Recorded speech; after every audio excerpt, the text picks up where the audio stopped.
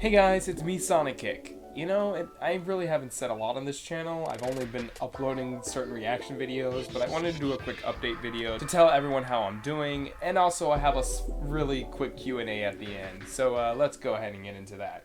So first off, one of the reasons my uploading schedule has been kind of weird, it's kind of has to do with what happened after I came back from RTX in Hawaii. So when I went to RTX, had a lot of fun, did a lot of stuff there, met a lot of great people, had a whole thread on that Twitter. I'll probably link down in the description. And then when I went to Hawaii, yeah, that was great break. Had a lot of fun again there. Once I came back from Hawaii, I had to go into another job. Can't really talk about what it's about, but basically it's a full-time job. And during the time, I also had a part-time job. So I was balancing two jobs at the same time for a whole month, and that got very, very stressful for me. So I had to, there was one point where, like, by the time I hit the month mark, I was actually so tired. I hadn't had an off day in like over a month. So there was one point where I had to just take a sick day and not go in to both of them. That's how bad it got. But I've been doing so much better. Like, I resigned from my part-time job, it was retail. Finally out of retail, just focusing mainly on my full-time job. So I have time to make videos and more time, let's just say, to play games. So that kind of explains why no actual uploads have been coming out. It's just been reaction videos, because you can literally just, usually that comes around quick.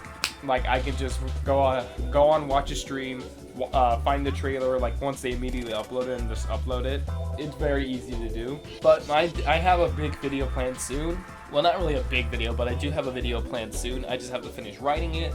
Really excited about this one. It's gonna be really fun, and you could probably guess on what it is. Other than that, I've actually been playing some games. Might do a Sonic Shuffle after I do this video. Like, for example, I actually got a Switch and an Xbox 360 recently. The Xbox was thanks to one of my good friends, and yeah. So what's next for the channel, I guess? Honestly, you never know, but I still want to continue doing videos.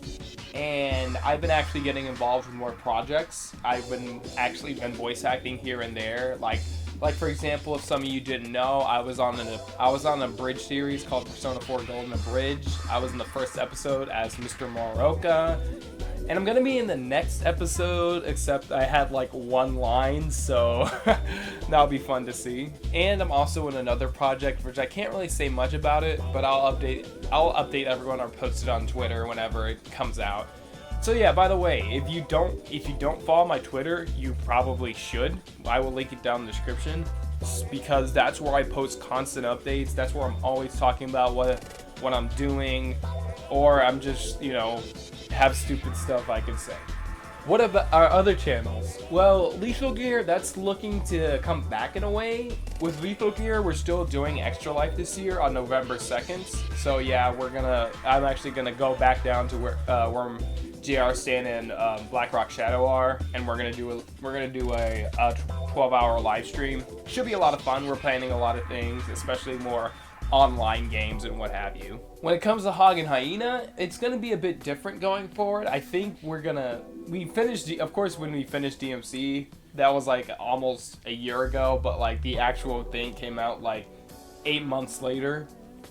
I was going to do No More Heroes, but unfortunately, because of Twitch, I lost the footage for No More Heroes.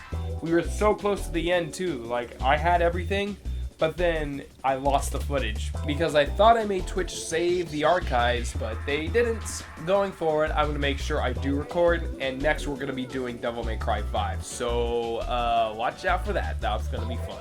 All right, so on to the Q&A. Yeah, like I said, you should follow me on Twitter. I sometimes will do Q&As like this, but I'm surprised I got at least 9 or 8 questions for this. Anyways, Darrow says, stop making dumb tweets. Also, what are you, gay? No, maybe. Idiocy Watch Hamster, Nene Cop, aka Blackrock Shadow asks, in today's heated political climate, I must know, Big Weld versus Mr. Water News. Who would win? Now, this one is kind of interesting because it all depends on what kind of, are we talking political fight or actual fist fight to the death, you know? In a verbal fight, I think actually Big Weld could win, because not only is he's much better as a corporate manager or whatever, he sees a need and he fills a need. But in an actual fight, I feel like Mr. Waternoose can win, because like, if you've seen him at the end of Monsters Incorporated or Monsters Inc., he's super fast, and like he has those weird spider legs, so he can jump off the wall or whatever, or is it crab legs? Anyways, yeah, I feel like if Mr. Waternoose could probably win in an actual fight, but in a verbal fight, I feel Big Weld could win. So like, if they ran for president, like I said, Big Weld for president. If they didn't, if they're actually fighting, Waternoose. Dry Soup asks, when am I getting my full mod back? Thither asks, biggest nightmare scenario involving the new Guilty Gear? Other than the obvious, it gets cancelled. Well, I don't think it will get cancelled, because, you know, they already revealed it. I mean, then again, Scalebound, but I'm also like, Arxis, no matter what, will probably, it's like Guilty Gear's their biggest franchise, so probably not. I mean, my biggest worry at first, I thought, because of how Daisuke said that, I'm more, like, I thought it was gonna be, like, I thought he's gonna make it like Guilty Gear Battle Chess or something like that at first, but we know it's a fighting game, first and foremost. My biggest fear for the new Guilty Gear is probably gonna be casualization, because I personally like how Guilty Gear Xrd handled the whole situation, how you had the technical mode and stylish mode, because I know a lot of people don't like stylish mode, but that was very helpful in getting to play with friends, because they can just jump in without really having to know the game, and I can actually have a bit of a challenge. So, even if it's like, they're just spamming one button, that's fine with me. I could actually, you know, play and actually use my combos in a way, and try to find new ways to stop spammers and what have you. But when it comes to, like, casualization, I don't want Daisuke to turn it into Blaze Blue Cross Tag Battle. Like, I like Cross Tag, I love the mechanics, but oh goodness, it's way too easy to do combos in that game. So yeah, casualization or making things way too easy is my biggest fear, but I hope Daisuke doesn't do too much of that. Then I think he might, honestly, but hopefully if the mechanics are good, I'll still enjoy the game either way. Because either way, the new Guilty Gear looks so dang pretty. So, yeah. Dry Soup asks again, when are we doing Sonic Doom mod for Salty Arcade? You know what? I actually want to bring back Salty Arcade. A lot of the games you've been recommending, Dry Soup, or you've been recommending, I actually want to do, like that one like boss of this gym game or whatever. I kind of want to do that. Same thing with Sonic Robo Blast Kart 2 card or whatever. I do want to do more Salty Arcade stuff. Joey Joe asks, when are you reviewing Monster Girl Quest parts 1 through 3, but not actually talking about the porn concept, but focusing on the narrative and focus on an ever-growing complexity and move pool? Honestly, I don't feel I can do that. I'm not that good of a content creator to know about Monster Girl Quest. I mean, other than that, the other thing I don't feel I can do it, but I have taken a few of your recommendations. I have been reading the Land of the Lustrous manga, by the way, Joey, so, yeah. Doc Holiday asks, why? Okay. Why not? Toxic Penguin asks, what games do you think most deserve more love, and why is Fight and Rage not one of them, you hack? Hold on, I know how to fix this. Honestly, I personally think the old Naruto games. Yeah, no, I'm not talking like Ultimate Ninja Storm, because that gets way too much love. I'm talking like the old Clash of Ninja games on GameCube. Of course, because I really feel that was like one of the first fighting games I played, and I feel the mechanics in that game are actually really good, especially if it's your first fighter. I really also like, of course, I like the original Sonic Riders. I feel like that should be. I feel like the first Sonic Riders should have been more competitive. Due to the Persona community, honestly, I feel the SMT games need a lot more love. Especially we haven't heard anything on SMT 5. Oh my goodness. And of course, a lot of the Sega franchises that I haven't talked about that aren't giving much love or getting any new titles anytime soon. like, you know, Jet Set Radio Nights, Monkey Ball, although that's getting a remaster, but not everyone's favorite. Crazy Taxi, and whatever that bike game that they had in Judgment, that was pretty. I'm not gonna lie, that was pretty epic. That one bike game that was in Judgment. But yeah, not the best for that, but I did what I can. Anthony V at Not Sure If Aliens asks, will you ever make a Rumble Roses 3? Well, probably not. I would really, really want to be the director of Rumble Roses 3 if I was like given the money to do so. I'd probably have like Asuka Kana be like a guest character in the game or something like that, personally.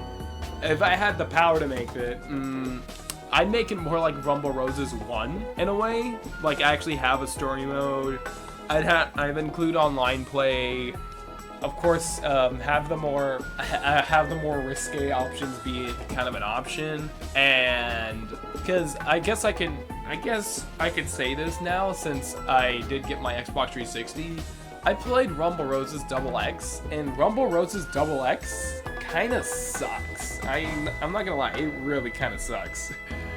Because like it doesn't have a story mode, and a lot of the like to get the actual stuff, like to get like the opposites, like the opposite characters, you have to like do 15 matches and become the champion, and then you have to get another character, win another 15 matches to dethrone yourself, and then you unlock the opposite of that character.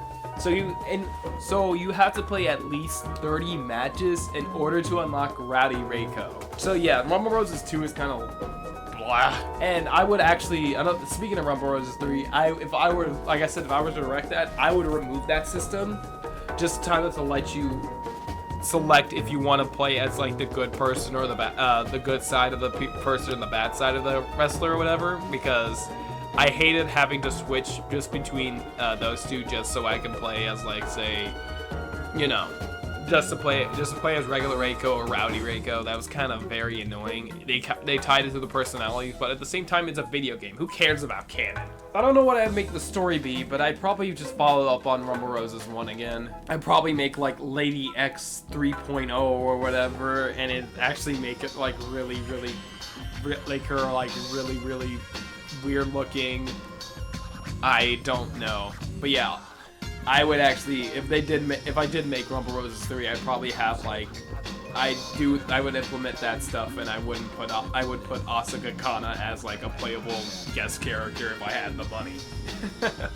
False Proof asks, who is best Persona girl? Answer honestly. I mean, I have to go with Sadao Kawakami. She's the best. You cannot beat Miss Kawakami. You literally cannot beat her. I personally prefer her in her school. I like her as a school teacher, but less, not really that much as a maid. Like, it's nice as a maid, but the school teacher look, like, you know, you can't beat the school teacher look, you know? So yes, I just like how she's like out of all the characters, like, you know, everyone has kind of like, has like beliefs and lives, but she's depressed, broke, and old, and I'm just like, wow, that's amazing. I'm like, wow, this character is more realistic than any other Persona character. Amazing. So, yeah, I have a soft spot for Kawakami. And also, I like her English voice actor a lot. So yeah, that's the end of the Q&A. I hope some of you enjoyed it. If you didn't, oh well. Either way, that's the end of this update video. Hope to see you guys in another video.